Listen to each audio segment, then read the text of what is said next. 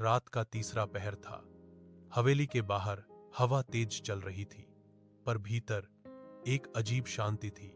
वो शांति जो तूफान से पहले आती है। विराज ने सामने देखा, तारा दरवाजे पर खड़ी थी, हाथ में वही डायरी, आंखें बोझिल, पर चेहरे पर एक अजीब सुकून। भैया, उसकी आवाज कांपी। आर्या वापस आ गई है। विराज का दिल धक से रुक गया। क्या क्या कह रही हो तारा? तारा धीरे धीरे कमरे में आई। उसकी चाल वैसी थी जैसी आर्या की हुआ करती थी। वो रुकी और मुस्कुराई, ठीक वैसे ही जैसे आर्या मुस्कुराती थी जब वो कुछ छिपा रही होती थी। तुम्हें याद है ना, उसने फुसफुसाया, तुमने मुझसे कहा था अगर मैं कभी लौटूं तो तुम 7वां दरवाजा मेरे लिए खोलोगे। विराज पीछे हट गया।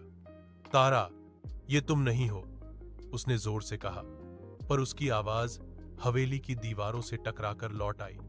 तारा नहीं, आर्या। वो धीरे धीरे उसकी तरफ बढ़ी। उसकी आंखों में अब 2 परछाइयां थीं, एक तारा की और दूसरी आर्या की। तुम दोनों एक ही हो, विराज बुदबुदाया। आर्या या तारा ने डायरी उसके सामने खोली। अंदर लिखा था, हर जन्म में मैं किसी अपने के रूप में लौटती हूं। इस बार तुम्हारी बहन बनकर आई हूं ताकि तुम आखिरी बार वो वादा निभाओ। विराज के हाथ कांप उठे।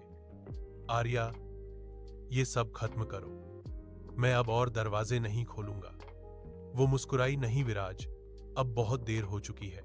4था दरवाजा खुल चुका है जब मैंने ये डायरी खोली थी। हवेली अचानक हिल उठी, मोमबत्तियां बुझ गईं, दीवारों पर परछाइयां दौड़ने लगीं। सीढ़ियों से आवाज आई, अब 5वां दरवाजा तैयार है। विराज ने तारा की ओर देखा। अब उसका चेहरा पूरी तरह बदल चुका था। वो वही आर्या थी, वही नजरें, वही डरावनी शांति।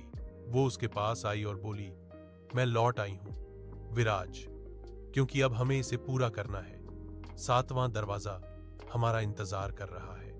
विराज की आंखों में आंसू थे, डर और प्यार का मिश्रण। उसने धीरे से कहा, अगर ये तुम्हें मुक्त करेगा आर्या, तो मैं हर दरवाजा खोलूंगा। आर्या मुस्कुराई। याद रखना विराज, हर दरवाजा तुम्हारा थोड़ा थोड़ा हिस्सा ले जाएगा, जारी रहेगा। अगला भाग, भाग 8, 5वां दरवाजा, खून की दीवार, जहां हवेली की असली भूख सामने आएगी और विराज को एहसास होगा कि 7वां दरवाजा सिर्फ बाहर नहीं, उसके भीतर भी है।